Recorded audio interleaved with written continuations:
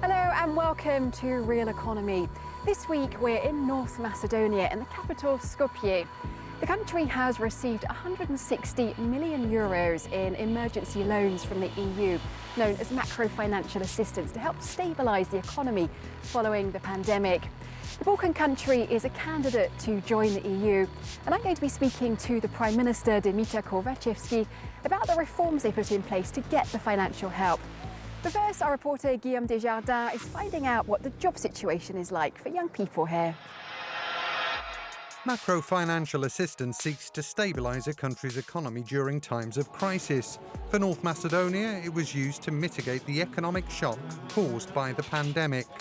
The furloughing of large numbers of workers resulted in a kind of scissor effect. On the one hand, there was sluggish fiscal income, and on the other, it led to a sharp increase in public expenditure. Added to that, foreign direct investment dried up, cutting the country's trade balance.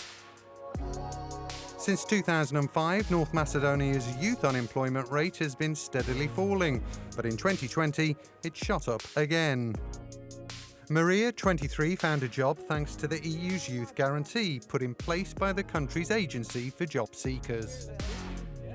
Of course, it was a stressful time to start your career in the pandemic, especially for young people. I'm actually getting more and more confident, especially seeing that there are a lot of programs which are supporting our country. But Maria admits some of her friends haven't been as fortunate. It was very easy for me, but unfortunately that's not the situation with a lot of other Macedonian young people. Some of them have a very harder time to find a great opportunity, so it is still not the best here. The first tranche of macro-financial assistance was sent as emergency relief. For the second payment, North Macedonia had to meet a list of conditions. That included setting up a youth unemployment unit. But what exactly does the unit do? They participate first in development of the active labor market measures within the operational plan and how we can better target young people with these active labor market measures that we have.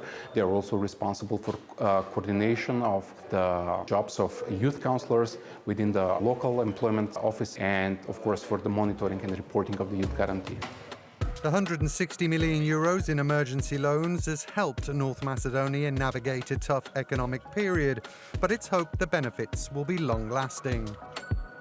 The money was needed for that period in order to finance some of the budgetary needs and balance of payment needs.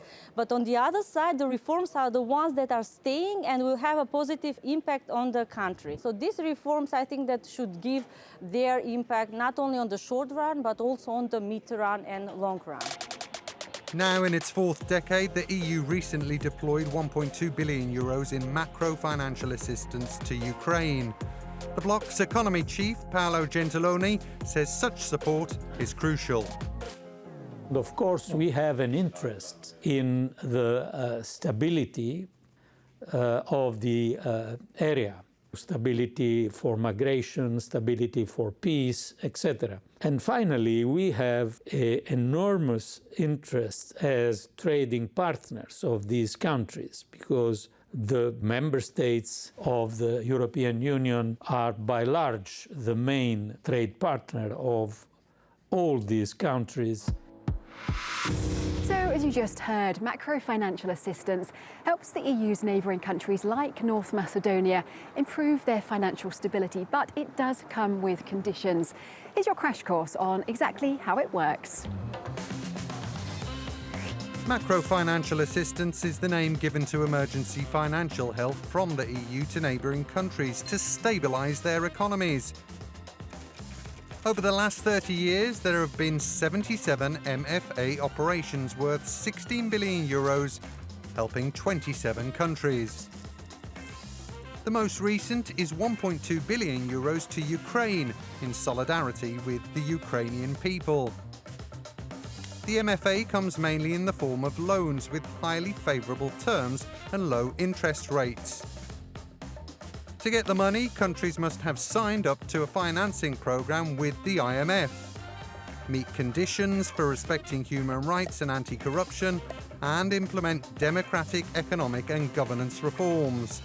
The wider goal is to help ensure stability and prosperity beyond the EU. I'm here at the government building in Skopje to meet with the Prime Minister and to find out what macro-financial assistance has meant for the country. Prime Minister, many thanks for being with us here on Realeconomy. Many thanks for your visit and the possibility to be guest at the new Euronews. How much of a difference has the EU's macro-financial assistance made to the country? The EU's microfinancial assistance helped a lot to us, not only from the perspective of a pure financial assistance, but also it helped to continue the reforms which we have started in the field of public finance management and in the other fields. But it also gave a clear signal to the other international and financial institutions and donors with whom we are cooperating that we have a stable economic policy in times of crisis. How difficult were those reforms to implement? The fight against the crime and corruption has given results as we have improved our position on the Transparency International reports. We have now went into a country which has democratic conditions in it, because in the past there were deficiencies in the democratic procedures in the country, and we are very, very happy because of this. How do you ensure that the reforms don't stop here, that they're fully implemented going forward? We have ensured that with the European Union and European Commission institutions, we have regular coordination, so we have regular reporting. We also worked a lot on the implementation of internal mechanisms in the country and in the public institutions in order to ensure that these reforms are done. Now, North Macedonia is a candidate to join the EU.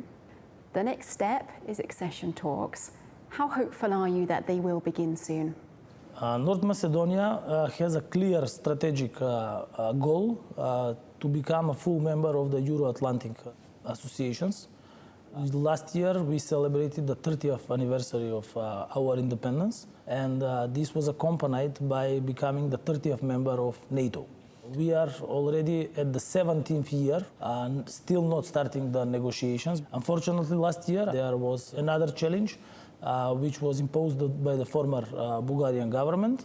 With the two new governments, we started a new dialogue. So together with the Prime Minister of Bulgaria, we already had a meeting in Skopje in order to bring back the trust and the confidence. Prime Minister, thank you very much indeed for your time and for speaking to us on Realeconomy. Thank you very much.